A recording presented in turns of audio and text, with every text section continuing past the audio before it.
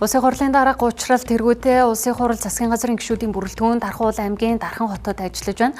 Улсын хурлын дарга эдийн засгийн өсөлт макро түвшинд агсан харагдавч микро нэгжид буюу айл өрхийн хэмжээнд мэдрэгдэхгүй байгааг зарим тоонуудад үндэслэн тайлбарласан юм а. За мөн тэрээр уул уурхайн салбарт гадаадын хөрөнгө оруулалтыг хязгаарласан хууль тогтоомжуудаас улбаалж сүүлийн жилүүдэд хөрөнгө оруулалт 50% хүртэл буурсныг онцоллоо. Нэгдэх зам бол эдийн засгийн чөлөөлт. Хүн суртал хууль журмын чөдөр тушаанаас хувийн хөвшил иргэдэд чөлөөлнө энэ хүрээнд. Хоёр дахь зам бол эрх зүйн чөлөөлт. Хуулийн хулгай хийдэл давхурдал зөрчлөөс иргэнэ чөлөөл. Гурав дахь зам бол ногоон хөгжлийн чөлөөлт. Сэргээгдэх эрчим хүчний дундаршгүй их нөөцийг ашиглаж манайх шиг 360 өдрийнхөө 240 өдөр нар салхитай байдаг энэ сайхан орныхоо энэ агуу их нөөцийг ашиглаж импортын хараат байдлаас улсын их орноо иргэдэд чөлөөлнө. Дөрөв дэх чөлөөлт бол авилгын эсрэг чөлөөлт. Монгол хүн Монгол айл өрх бүрийг тонн дээрэмдсэн авилгаас ард түмнээ арчсан төрөө чөлөөлнө л гэж зорж байна. Дархан Сэлэн Төв аймаг өөрөө Монгол улсын эдийн засгад их томоохон үүрэг гүйцэтгэж байгаа.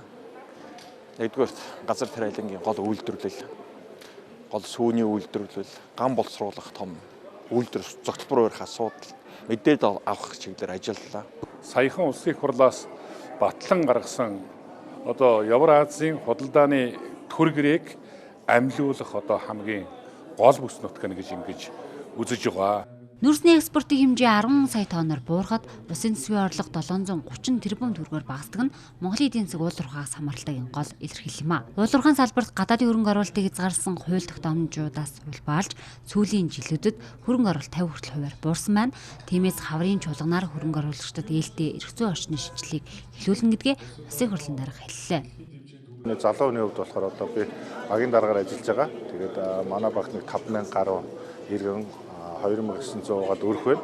Тэгэхээр бид нар одоо 3 хүн энэ одоо хүнтэй ажиллаж байгаа. Тэгэхээр тайлан тооцоог багасгахыг гэдгийг ийм одоо өөрөө гаргаж явж байгаа нь одоо миний хувьд бол маш их сайшаатай гэж хүлээж авч байгаа. Хурлын дарга уучрал даргын хувьд бол одоо яг чөлөөлөе. Энэ альва төрийн хүн сурталыг харилцагын дарамтыг байхгүй болгоё гэж байгаа уриалга нь бол маш зүйтэй гэж дэмжиж байгаа. Ипотекийг орон нутагт 50% шилжүүлнэ гэдэг бол энэ үнэхээр залуучууд маш том дэм болж байгаа. Тэгээд энд маш их таатай талархалтай хүлээж авч байгаа. Иргэдийн санал хүсэлтийн үндсэнд улсын хурлын дарга уучрал шимтгэлд суурилсан тэтгэврийн тогтолцооноос хуримтлал суурилсан тогтолцоо руу шилжих шаардлагатайг онцолсон юм а. Тиймээс нийгмийн даатгалын шинжилгээг хэрэгжүүлнэ гэдгийг хэллээ. Эдгээр ажлуудыг хэрэгжүүлэх хөрс суурийг эрх зүйн чөлөөлөлтөөр бүрдүүлж хууль хоорондын зөрчил давхардлыг алгах ажлыг эхлүүлжээ.